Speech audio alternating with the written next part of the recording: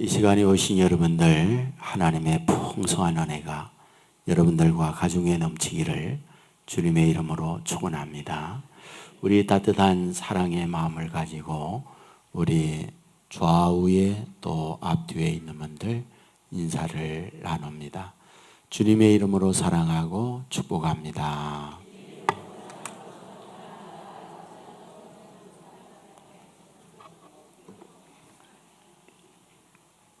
감사합니다.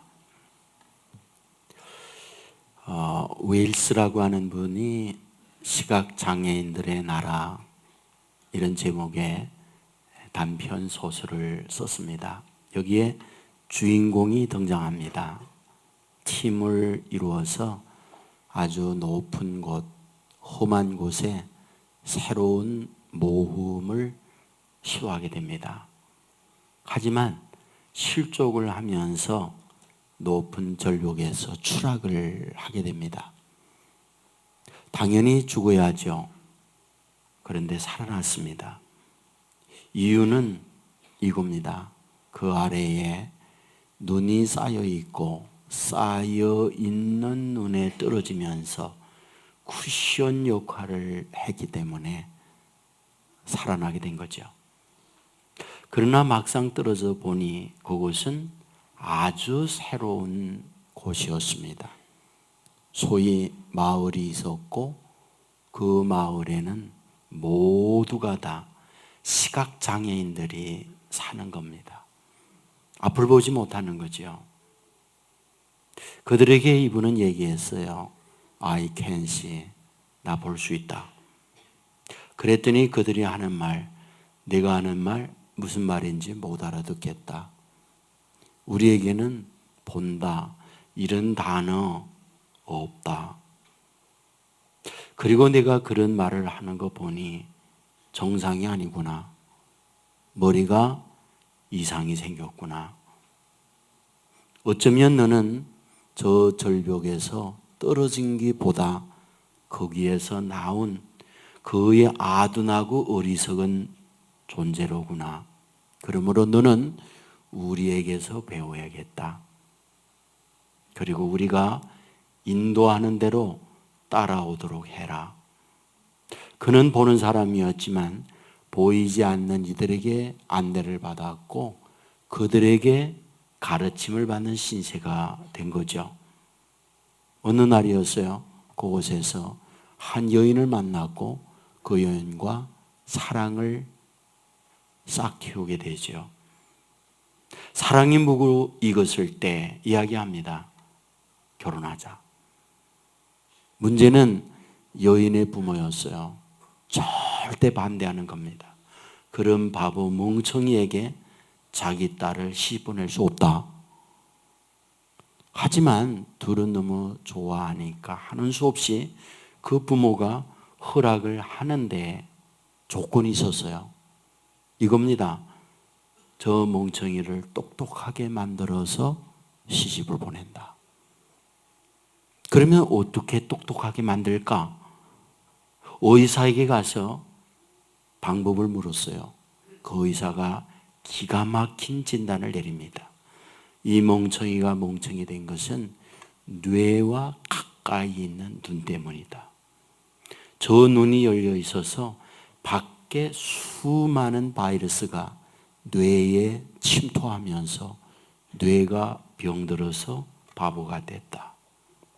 그러므로 그 뇌의 정보를 제공하거나 바이러스를 입력하고 있는 그 눈을 닫으면 정상으로 돌아온다. 수술 날짜를 정했습니다. 이제 결혼을 생각하면서 수술을 생각했지만 내일 날이 밝으면 눈이 꼬매지고 그들처럼 시각장애인으로 바뀌게 되는 거죠. 밤새 그는 잠을 이루지 못했습니다. 그리고 날이 밝자 도망쳤죠. 이것이 그 단편의 내용이었어요. 이 단편을 통해서 우리에게 주려는 메시지는 뭐였을까?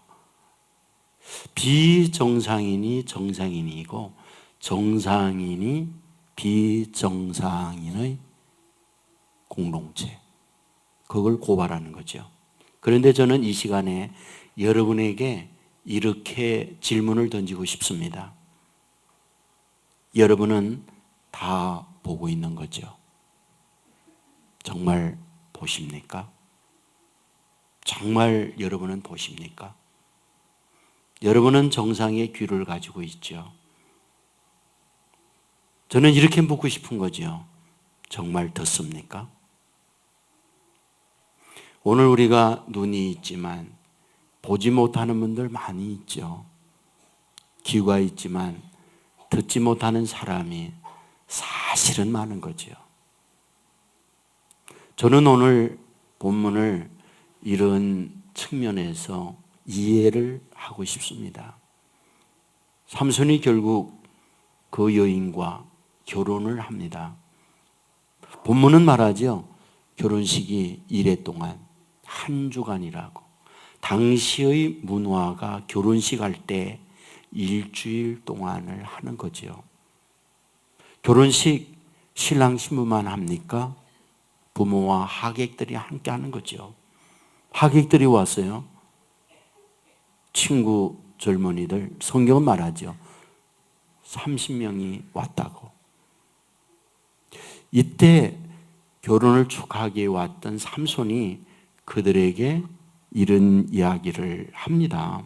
12절에 보면 삼손이 그들에게 이르되 이제 내가 너에게 수수께끼를 내리니 잔치하는 이래 동안에 너희가 그것을 풀어 내게 말하면 내가 비옷 30벌과 겉옷 30불을 너에게 주리라.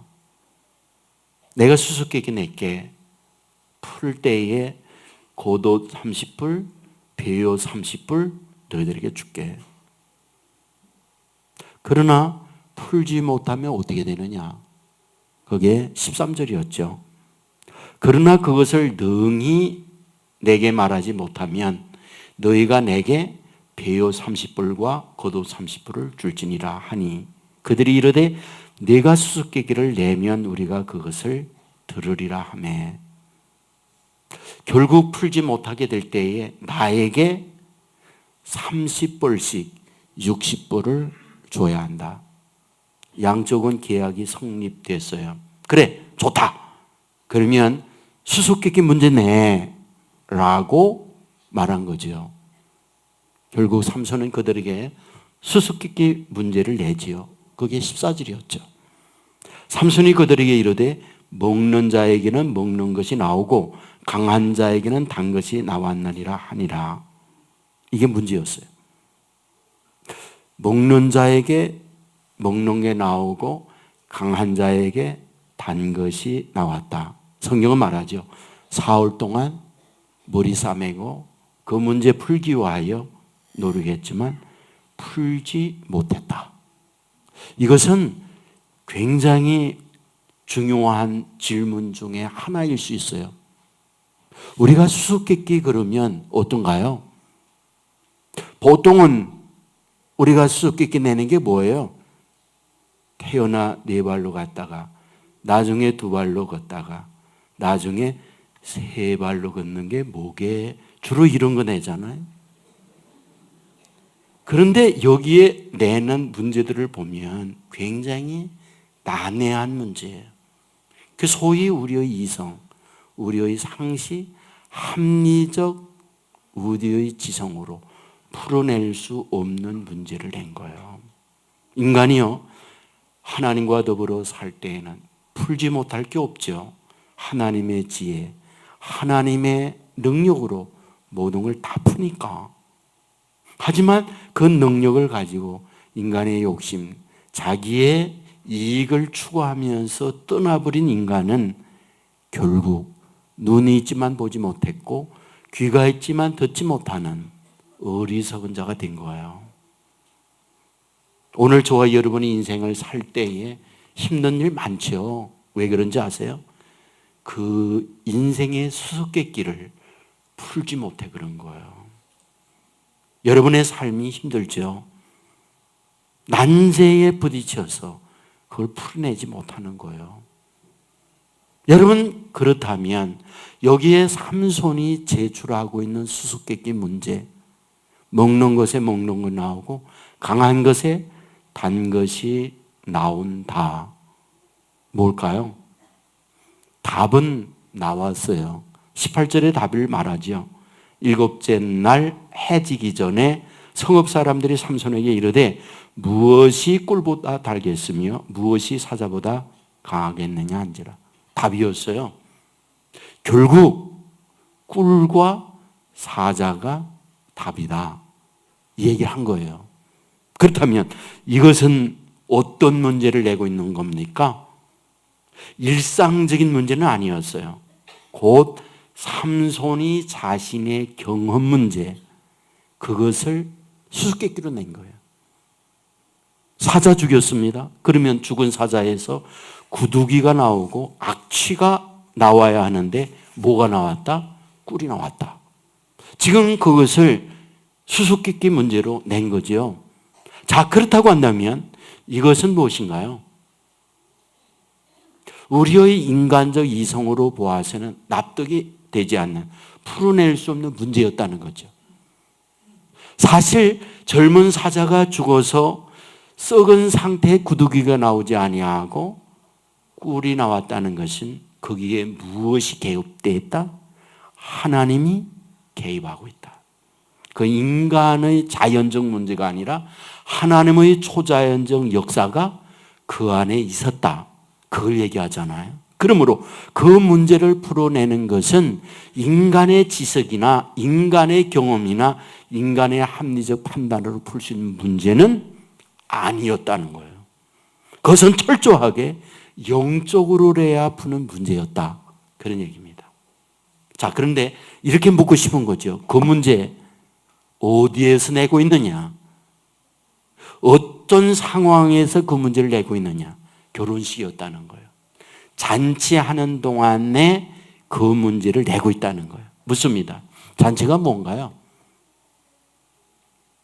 여러분, 결혼식도 잔치요, 회가 연할 때도 잔치요, 생일할 때에도 잔치요. 잔치가 뭡니까? 즐기는 거죠. 축하하는 거죠. 먹고 마시는 거죠. 춤추는 거죠. 잔치는 행복이에요. 잔치는 황홀한 기쁨의 시간이에요. 자, 그런데 문제가 뭐죠? 잔치하는 동안에 수수께끼를 받고 있는데 풀지 못하여 그 잔치의 기쁨에 참여하지 못하고 있더라, 그 말이 있거든요.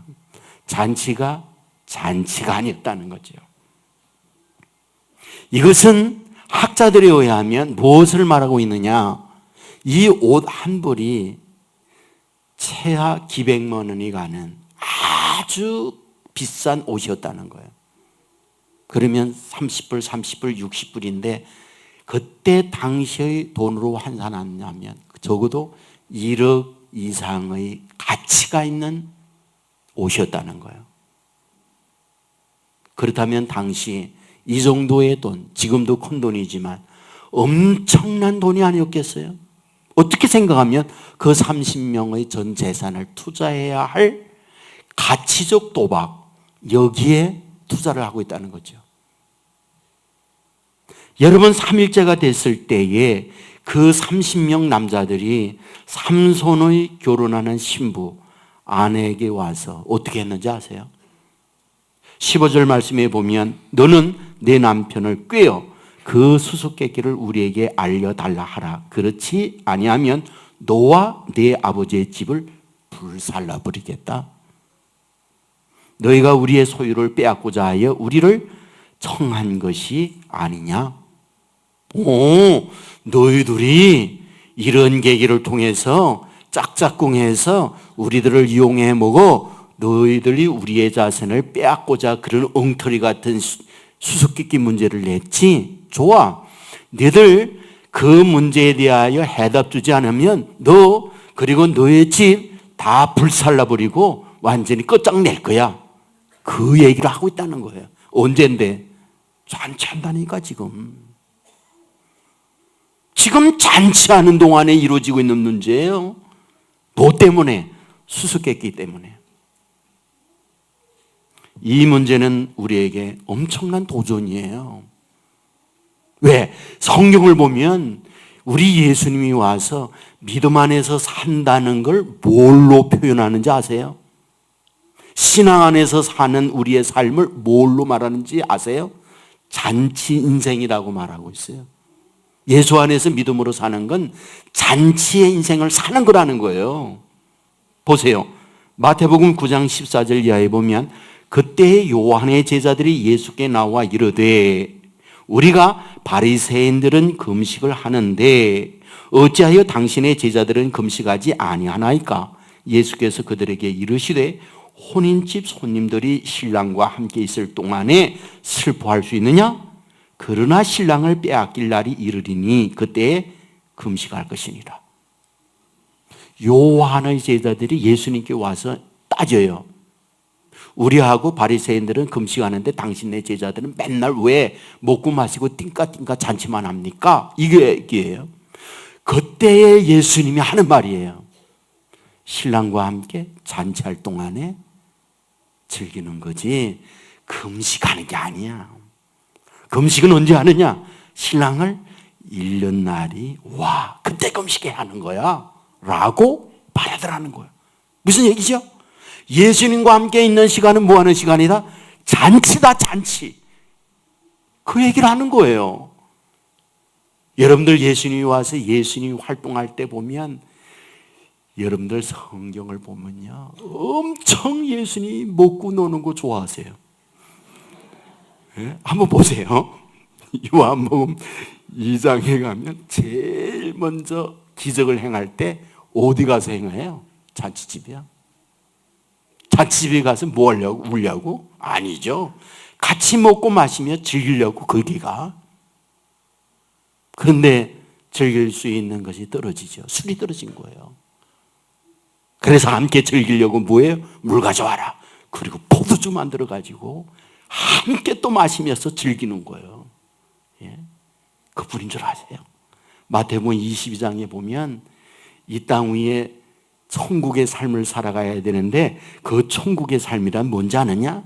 혼인 잔치집에 즐기는 것과 같은 것이 바로 이 땅 위에서 살아가는 거다. 이렇게 말씀하세요.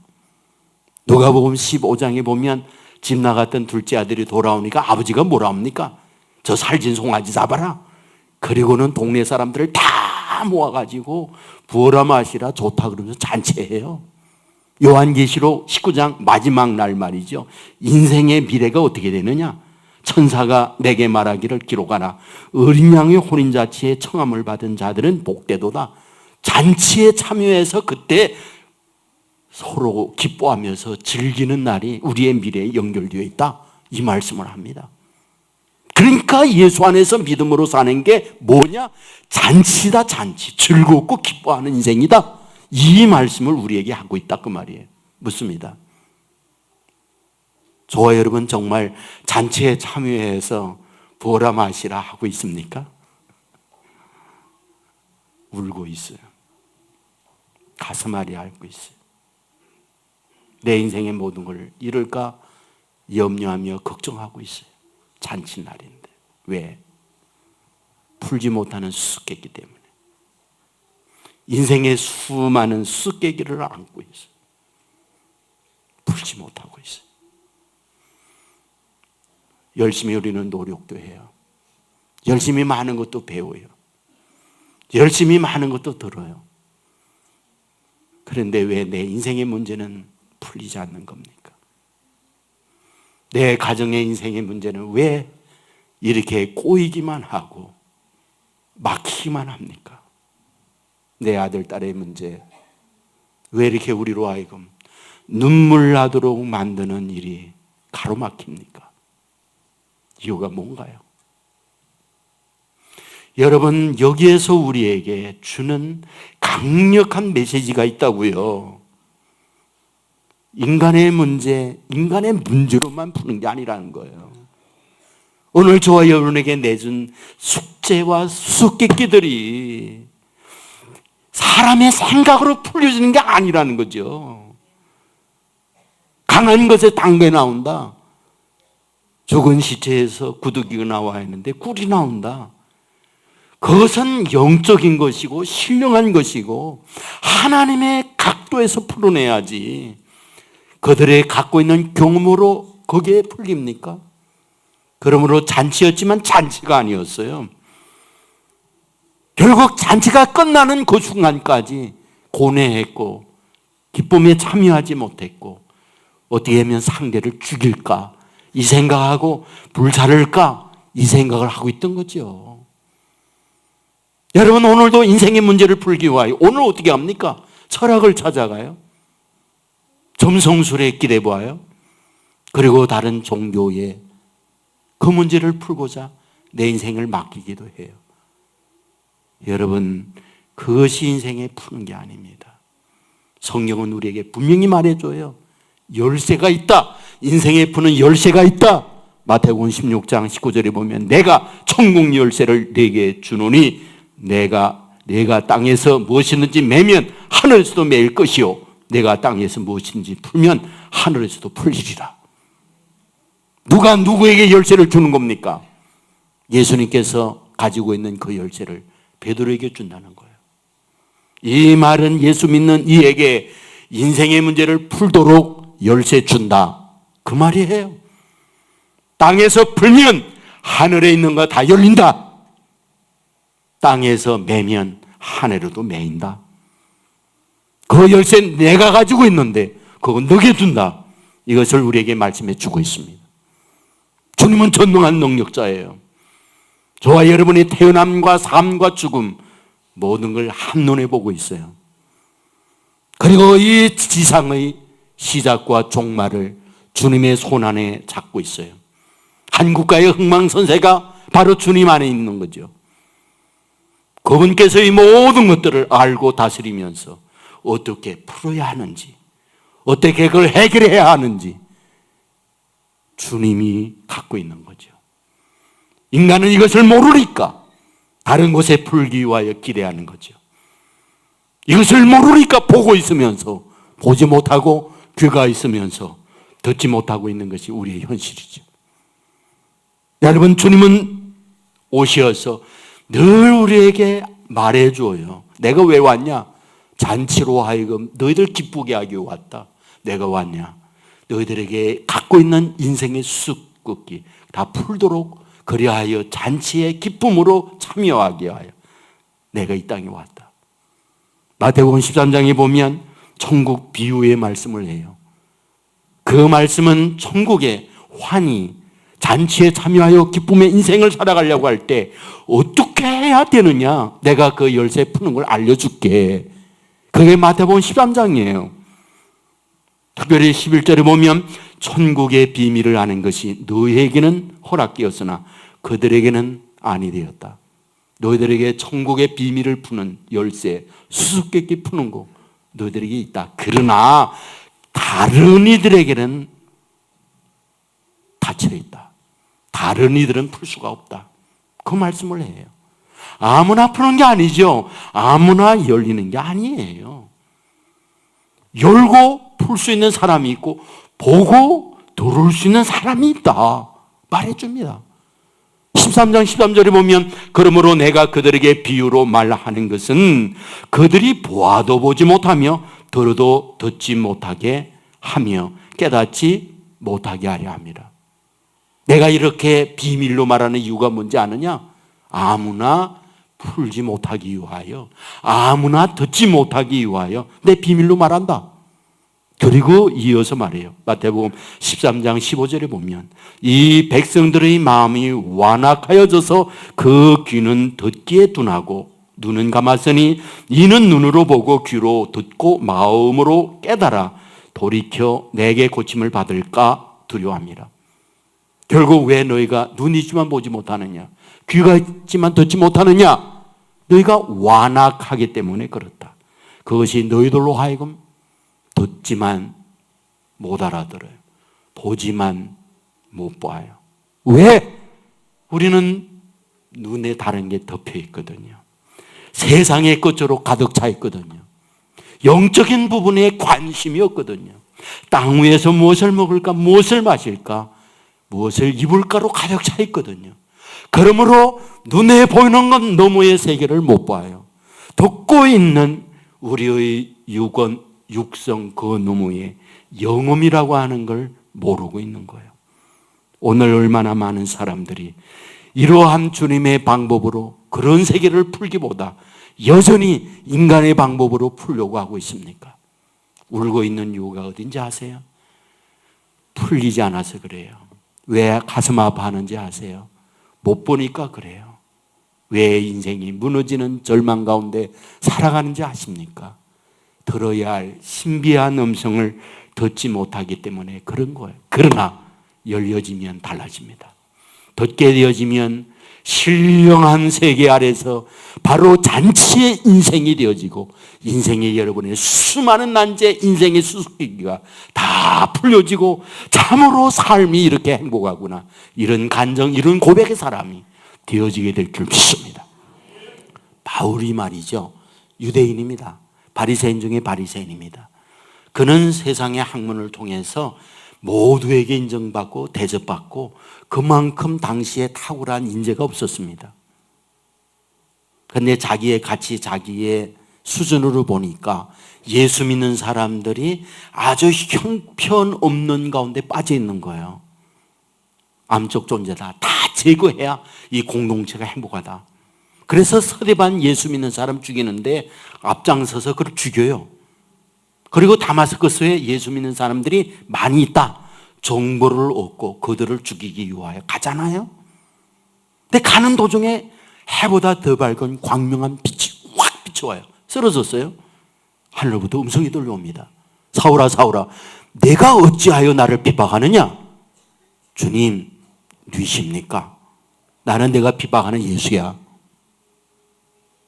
그 시각에 눈이 멀어버렸어요. 결국 그는 손에 이끌려서 아나니아라는 사람의 안내를 받습니다. 예수 믿는 사람이었어요. 근데 그가 안수해 줍니다. 성경은 뭐라고 말하느냐? 비닐 같은 것이 눈에서 벗겨졌단 말이에요. 여러분에게 묻고 싶어요. 그가 환한 빛을 받으면서 눈이 감긴 시각장애인이 됐다, 이 말일까요? 저는 여전히 눈 뜨고 있었어요. 그런데 보지 못한 거죠. 그는 귀가 있었어요. 그런데 듣지 못하고 있는 거죠. 안수할 때 비닐 같은 게 벗겨졌다. 뭘 말하려는 겁니까? 이제 내가 못 보던 거 보게 한다 이 뜻이죠. 내가 지금까지 지금까지 세상의 소리만 듣고 있었다면 이제 내가 신령한 세계를 보게 해. 이제 내가 신령한 영음을 듣게 해. 너의 눈을 뜨게 해줄게. 여기에부터 인생의 문제가 풀려지고 자기의 삶의 미래가 열려지기 시작하는 거죠. 여러분, 그때부터 그가 하는 말이 무슨 말입니까? 나 너무나 기쁩니다. 나 너무 행복합니다. 내가 이렇게 기쁘고 행복한 것처럼 당신들도 즐겁고 행복하기를 바랍니다. 내가 지금 고난당한다고요? 아닙니다. 나를 위하여 장차받을 영광이 기다리고 있고 나를 위하여 의의 멸관이 되어 있고 나는 지금 너무 기쁘고 나는 흥분이 됩니다. 어디에서 그걸 얘기하는 겁니까? 어디에서 말이에요? 감옥 아니었어요. 매질당하고 고문당하고 있는 거기에서 바울이 그 얘기하고 있다는가요? 인간의 시각으로, 인간의 판단으로 그건 지옥이에요. 결코 잔치가 아닙니다. 그런데 거기에서 잔치를 누리고 있어요. 거기에서 행복을 누리고 있어요. 왜 말입니까? 보았거든요. 눈을 가지고 육안을 가지고 그 너머에 있는 영안의 세계를 보고 있던 거거든요. 그는 귀를 가지고 듣고 있었어요. 우리의 육성만이 아니라 영음을 듣고 있었어요. 그럴 때에 그 세계가 새롭게 열려졌고 인간에 묻혀있는 수많은 난제들이 풀어진 거죠. 그때에 그는 주어져 있는 환경에 속에서 행복하다, 난 즐겁다, 정말 상상할 수 없는 잔치의 경험을 이 바울이 하고 있던 게 아니겠어요? 우리 주님은 오늘도 여전히 저와 여러분에게 그런 하나님의 사람 되기를 주의 이름으로 축원합니다. 우리의 인생이 열려져서 정말 초막집과 같은 그러한 곳이라 할지라도 궁궐의 삶을 살아가도록 만들어 주실 줄 믿습니다. 요한복음 4장에 가면 수가성 여인이 있어요. 저는 그 여인을 볼 때마다 정말 훌륭한 여인, 미모와 또한 지성과 또한 모든 집안의 배경이 든든한 여인이었다 생각이 돼요. 그러므로 동창들, 주위에 있는 많은 사람들이 그 여인에 대한 로망, 나도 쟤처럼 됐으면 좋겠다, 그 생각을 갖지 않았겠어요? 남자도 멋진 남자 만났어요. 집안 좋죠, 돈이 있죠, 장래가 촉망하죠, 실력이 있죠. 그러면 될 줄 알았거든요. 근데 막상 살아보니까 어때요? 현실은 달라요. 모두가 다 부러워하고 있는데 폭행에, 그리고 또한 비난과 야유에 잠 못 자는 거죠. 모두가 웃고 있지만 자기는 병해님을 적시면서 밤을 지새우고요, 언제 모르게 해는 또 떠오르고요, 그렇게 웃음꽃이 피었던 그 얼굴에 수심의 그늘이 오고요, 그러기를 계속하다 결국 이혼하잖아요. 못 살겠다고. 제가 해요. 그러면 될 줄 알았어요.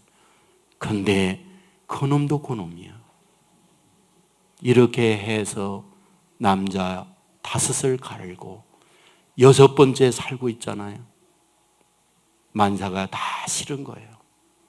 그래, 얘들은들이 이랑이 고랑되고 고랑이 이랑된다더니 모두가 나를 그렇게 부러워했는데 내 인생이 이렇게 됐구나. 얼마나 그 고통 가운데서 죽음을 생각하고 괴로워했겠어요. 그리하여 남들 만나기 싫으니까 해가 내려 쪼이는 중천에 떠 있을 때 모두가 다 그늘 아래서 오침하고 있는 그 시간에 물동이 이고 물길로 오잖아요. 근데 그곳에서 예수님 만난 거예요.